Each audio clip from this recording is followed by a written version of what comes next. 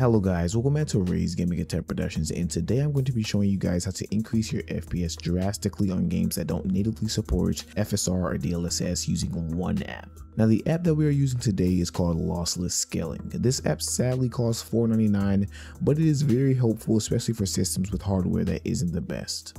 For the people who have never heard of Upscaling, it is a system used in a lot of games, recording softwares, and more to make lower resolutions look a lot better. And in most games, it can boost your FPS a lot. Now, there are many ways to get this software, but the best way is through Steam.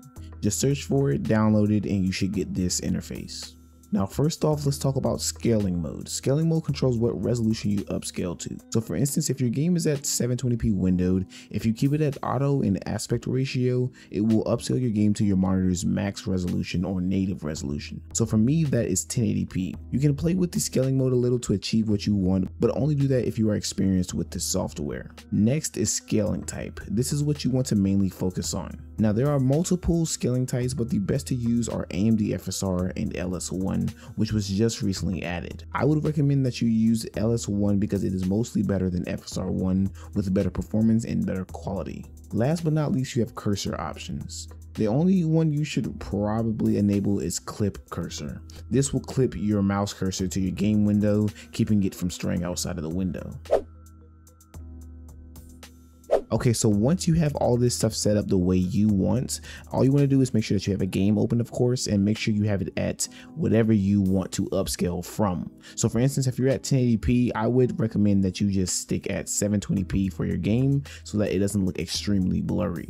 So all you need to do is set your game's resolution to 720p and then go up here to scale. Now what you want to do is you want to press scale, the scale button, and then go straight to your game and tap into your game so that it actually scales it and does all of the scaling that it needs to do to make sure that you get more FPS and it actually looks like 1080p, even though it is actually at 720p. So all you want to do is press scale.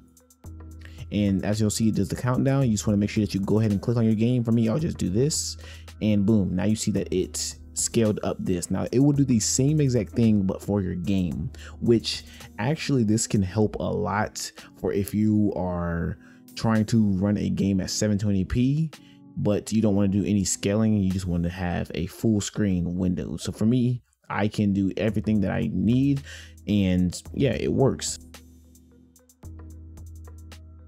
Now the first game I tested was Assassin's Creed Unity, which was released almost a century ago, so of course it doesn't have FSR. Now the recording doesn't correctly display the FPS because of OBS slightly tanking FPS, but without the upscaling in the game being at ultra settings and 1080p, the game was getting around 30 to 40 FPS constantly. Now once I switched over to 720p with the LS1 upscaling, I instantly reached about 40 to 50 FPS constantly because of the resolution being dropped. Now for laughs and giggles, I tried BioShock Infinite since I didn't have any other games installed, but it was also released a decade ago. Now although this game easily surpassed 150 FPS almost constantly at max settings in 1080p, it actually had quite a bit of increase from using this method.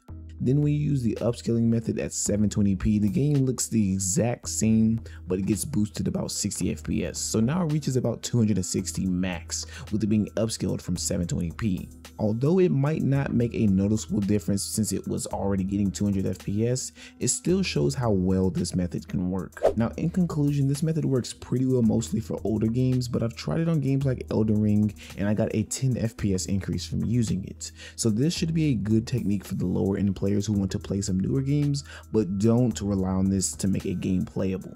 Now this could also replace FSR in some games that already support FSR, but I did not test that theory, so you'll have to try this yourself. But thanks for watching this video and I will see you guys in the next one.